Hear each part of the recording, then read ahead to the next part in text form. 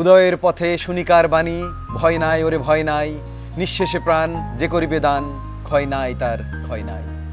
মাতৃভাষা এবং মাতৃভূমির জন্য যারা প্রাণদান করেছে তাদের ক্ষয় নাই। প্রিয় দর্শক, আমরা শুরু করছি আমাদের ভাষা এবং ভাষা আন্দোলন নিয়ে প্রতিযোগিতামূলক অনুষ্ঠান গ্রিন পাওয়ার হোয়াইট বর্ণমালার সাথে। প্রথমে শ্রদ্ধা জানাই ভাষা আন্দোলনের মহান শহীদদের। বন্ধুরা, আমাদের মাঝে আজ অতিথি হিসেবে উপস্থিত আছেন বিশিষ্ট সাংস্কৃতিক ব্যক্তিত্ব অধ্যাপক ডক্টর এনামুল হক। আমাদের সঙ্গে আজ 4 জন প্রতিযোগী আছেন। এদের মধ্যে 2 জন পরবর্তী পর্যায়ে যাবে, 2 জন যেতে পারবে না। তো বন্ধুরা, তোমাদের পরিচয় দাও। Sadman Rahman Ananta, BAF Shaheen college, Dhaka. Samia Mehnaz Maliha, SOS Hermann Gmeiner college. Naimuddin Navid, Udayan উচ্চ মাধ্যমিক বিদ্যালয়।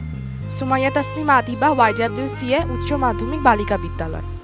বন্ধুরা, তোমাদের পরিচয় পেয়েছি। আজ আমাদের 3য় পর্যায়ের 2য় পর্বের অনুষ্ঠান চলছে। আমাদের অন্য দিনের মতো আজকের আয়োজনে রয়েছে ভাষার কথা, ভাষার কাব্য, ভাষা থেকে রাষ্ট্র, ব্যাকরণ, ধাঁধা, এইসব নিয়ে আমাদের আয়োজন। শুরুতেই ধাঁধা পর্ব। তোমাদের প্রত্যেকের জন্য একটি করে প্রশ্ন থাকবে। সঠিক উত্তরের জন্য 5 নাম্বার, ভুল হলে কোনো নাম্বার কাটা যাবে না। কিন্তু পরবর্তী কেউ যদি উত্তর দিতে চায় তাহলে দিতে পারবে, তখন সেটি মুক্ত প্রশ্ন হয়ে যাবে। সঠিক উত্তরের জন্য 5 নাম্বার, ভুল হলে কাটা যাবে 5 নাম্বার। তাহলে তোমরা প্রস্তুত? আমরা শুরু করছি। প্রথম প্রশ্ন, সাদমান, তোমার জন্য।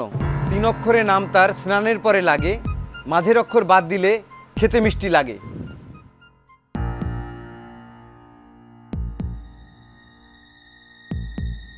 কঠিন নয়। সুগন্ধি। সাদমান, তোমার উত্তর সঠিক হয়নি।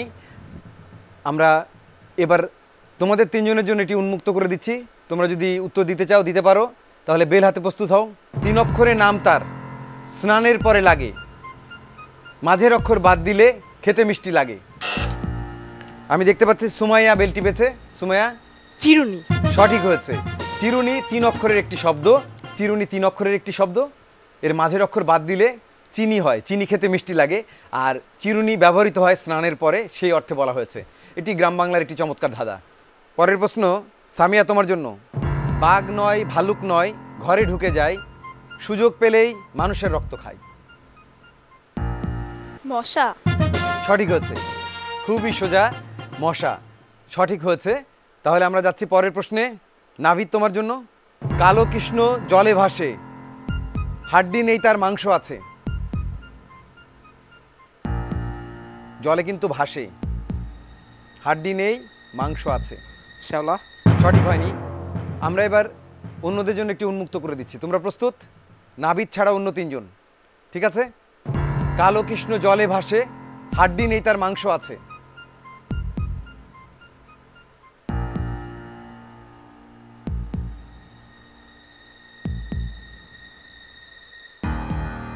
কেউ পারছো না? তাহলে উত্তর বলে দিচ্ছি। জোক। কালো রঙের, পানিতে ভাসে, তার কোনো হাড্ডি নাই, সে কারণে বলা হচ্ছে কালো কৃষ্ণ জলে ভাসে। শেষ প্রশ্ন, সুমাইয়া, তোমার জন্য। কৃষ্ণ কালো আমি তাই গো, করোনা কো হেলা, আমায় ছাড়া রূপে তুমি হবে না কো সেরা।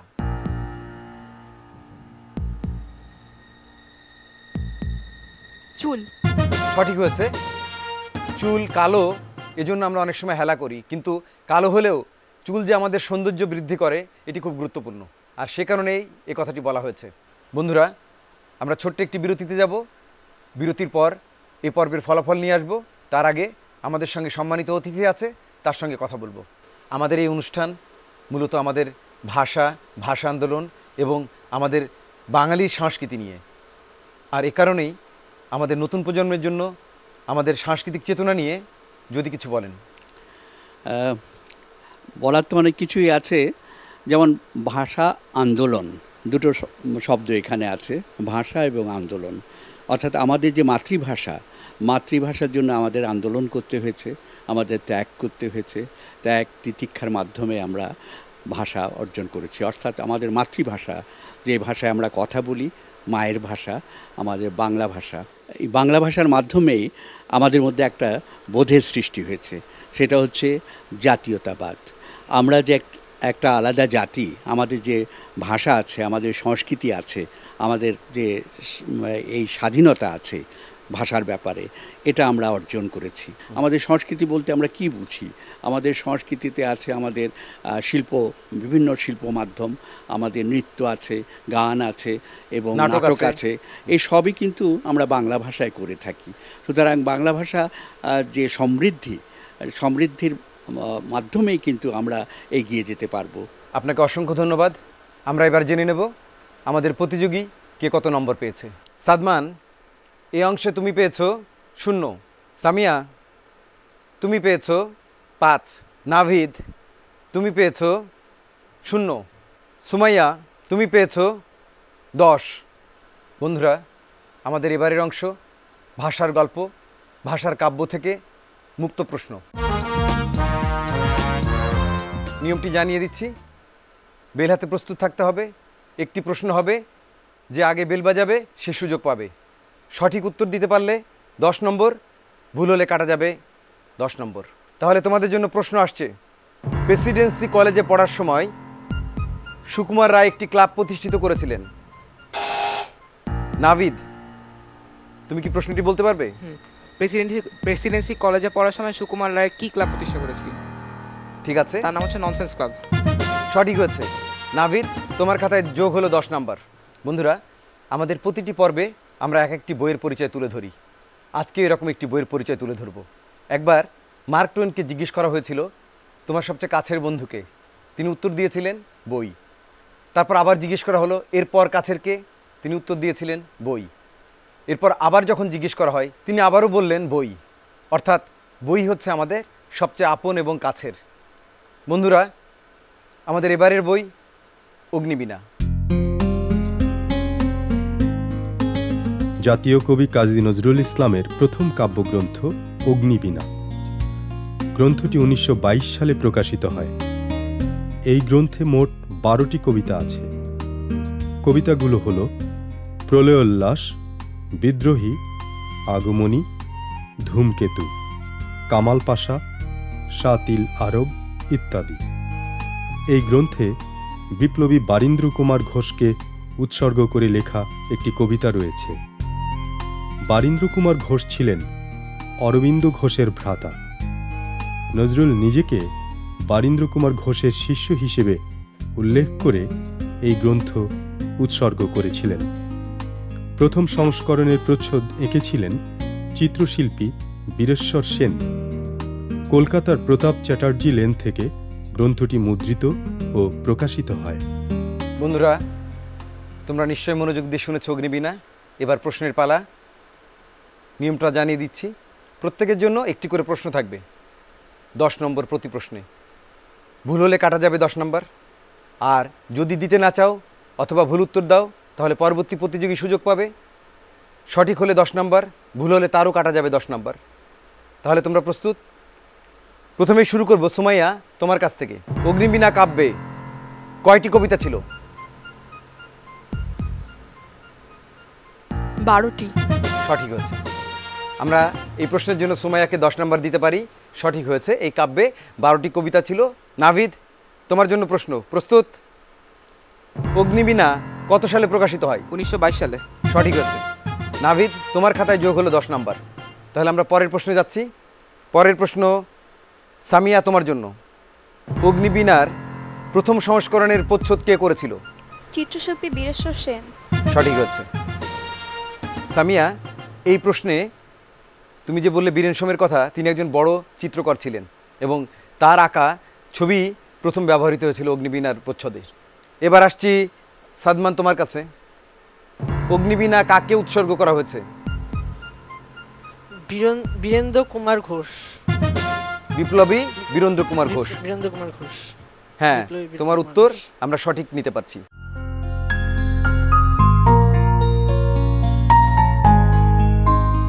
আমরা এবার কথা বলবো আমাদের অতিথির সাথে। আপনি একটু আগে আমাদের নতুন প্রজন্মের জন্য অনেক কথা বলেছেন। আমাদের মুক্তিযুদ্ধের যে চেতনা এবং আমাদের সাংস্কৃতিক যে বিপ্লব এদেশের, সে বিষয়ে কিছু বলবেন। আমাদের মুক্তিযুদ্ধের চেতনা এটা অবশ্যই তোমাদের সবার জানতে হবে, এবং মুক্তিযুদ্ধের চেতনার অন্যতম প্রধান এবং আমার কাছে বিশেষ করে মনে হয় যে অসাম্প্রদায়িক চেতনা, মানবতাবোধ। এই মানবতাবোধটা জন্যই আমরা যুদ্ধ করেছিলাম এবং যুদ্ধে আমরা জয়ও হয়েছিলাম। সুতরাং আমাদের লক্ষ্য রাখতে হবে যে মানবতাবোধটা যেন খণ্ডিত না হয় বা মানবতাবোধটা যাতে নষ্ট না হয়।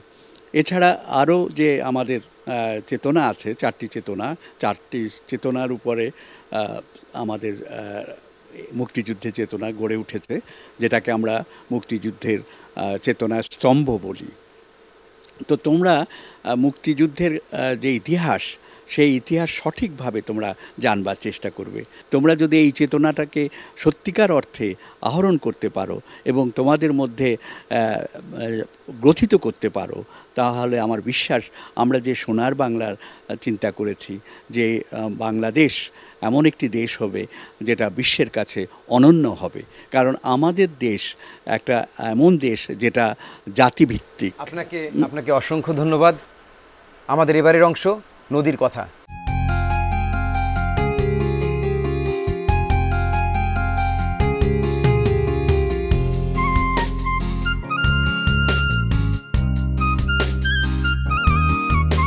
পটুয়াখালীর দক্ষিণ পশ্চিম সীমায় সাগর তীরের নদী আন্ধারমানি।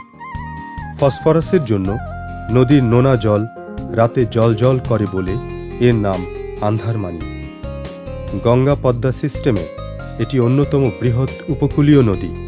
পটুয়াখালীর কলাপাড়া আর বরগুনার আমতলির সীমারেখা ধরে বয়ে চলেছে এ নদী। সাগর ও নদীর মিলন মোহনায় এর দক্ষিণে লেম্বুর চর আর উত্তরে ফাত্রার চর। স্থানীয়রা অবশ্য ফাত্রার চরকে টেংরাগিরি বলে। এই নদীর দূর পশ্চিমে সুন্দরবন। জলে ভেসে আসা সুন্দরবনের গাছের বীজ থেকে ফাত্রার চরে বনের উৎপত্তি। তাই এই চরের আরেক নাম দ্বিতীয় সুন্দরবন। আন্ধারমানিক নদীর সঙ্গে অনেকগুলো খালের সংযোগ রয়েছে। খালগুলো নদী থেকে জল নিয়ে বয়ে চলেছে। খালগুলো বনের ভেতর দিয়ে প্রবাহিত। দ্রুত যাবার জন্যে অনেকে খাল ব্যবহার করে, কেননা এই খালগুলো সংক্ষিপ্ত পথ হিসেবে ব্যবহৃত হয়। আন্ধারমানিক নদীতে পলি জমে এর 40 কিলোমিটারের 25 কিলোমিটার শুকিয়ে গেছে। গানে আছে, ও নদীরে একটি কথা শুধাই শুধু তোমারে, বলো কোথায় তোমার দেশ। নদীর দেশ কোথায় আমরা জানি না, কিন্তু বাংলাদেশ যে নদীর দেশ আমরা তা জানি। এ পর্বে একটি মাত্র প্রশ্ন থাকবে, বেল বাজিয়ে উত্তর দিতে হবে। সঠিক উত্তর দিলে 10 নাম্বার, ভুল হলে কাটা যাবে। যে আগে বেল বাজাবে সেই কিন্তু উত্তর দেওয়ার সুযোগ পাবে। প্রশ্ন হচ্ছে, আন্ধারমানিক নদীর উত্তরে কোন চর?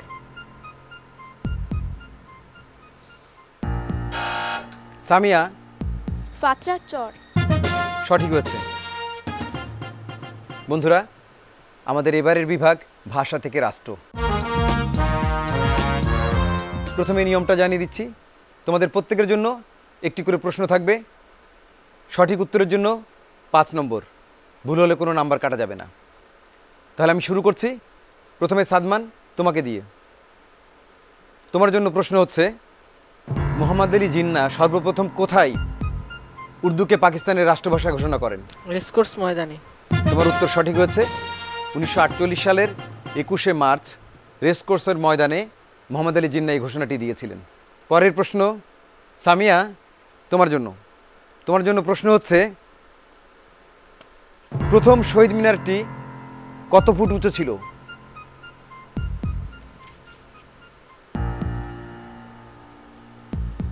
সামিয়া, তুমি উত্তর দেবে না?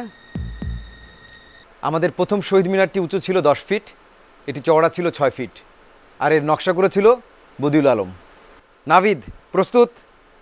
আওয়ামী মুসলিম লীগ 1952 সালের 30শে জানুয়ারি এক সভায় ভাষা আন্দোলনে সরাসরি অংশগ্রহণের সিদ্ধান্ত নেন। এর সভাপতি কে ছিলেন? এই সভার সভাপতি কে ছিলেন?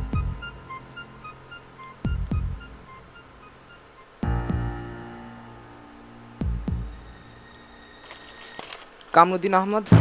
সঠিক উত্তর হয়নি। সঠিক উত্তর হচ্ছে মৌলানা আব্দুল হামিদ খান ভাসানী। সুমাইয়া, এবার তোমার পালা।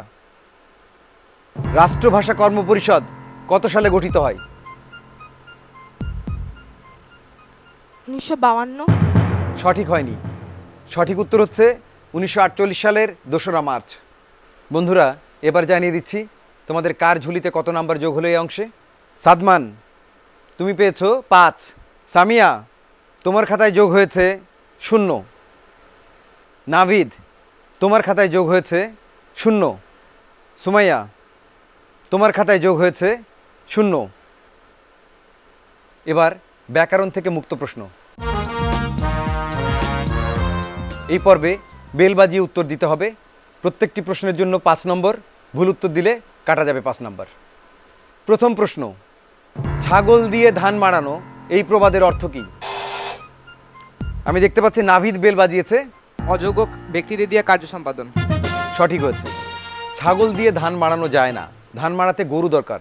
কিন্তু এই প্রবাদে বলা হচ্ছে যে ছাগল দিয়ে ধান মাড়ানোর কথা, অর্থাৎ যে যোগ্য নয় তাকে দিয়ে এই কাজ করার কথা। তাহলে পরের প্রশ্নে যাচ্ছি, তোমরা প্রস্তুত? বাংলা ভাষায় একটি শব্দ আছে, বলতে হবে এর অর্থ কী। শব্দটি হচ্ছে স্ত্রৈণ।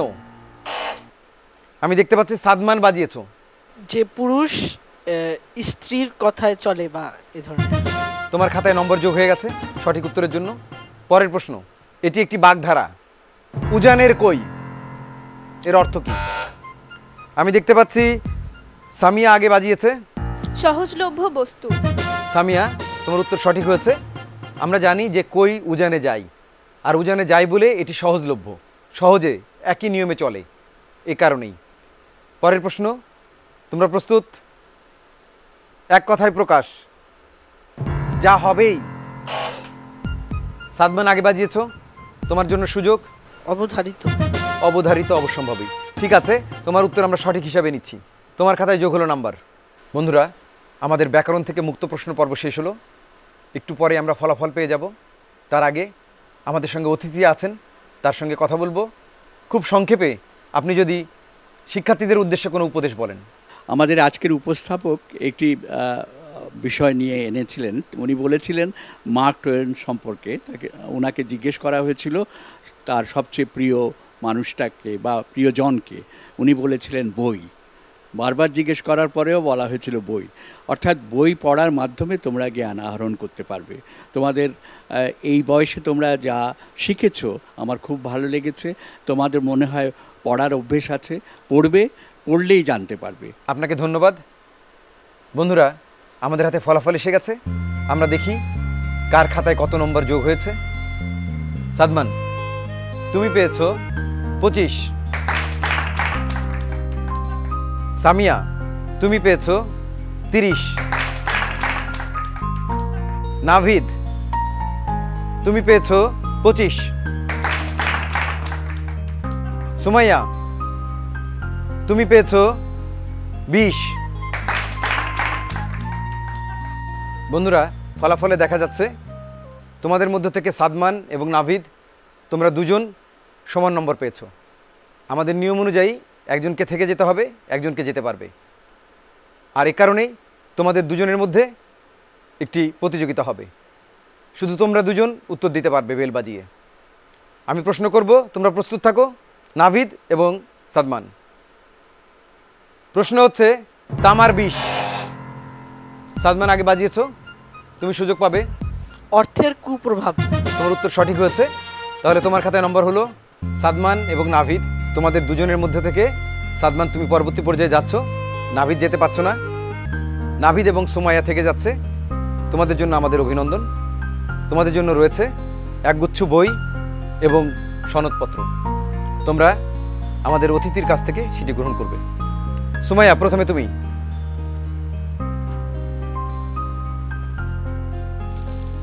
সুমাইয়ার জন্য আমাদের অভিনন্দন। নাভিদের জন্য আমাদের অভিনন্দন। বন্ধুরা, প্রতিযোগিতা মানে হেরে যাওয়া নয়, সামনে এগিয়ে চলা।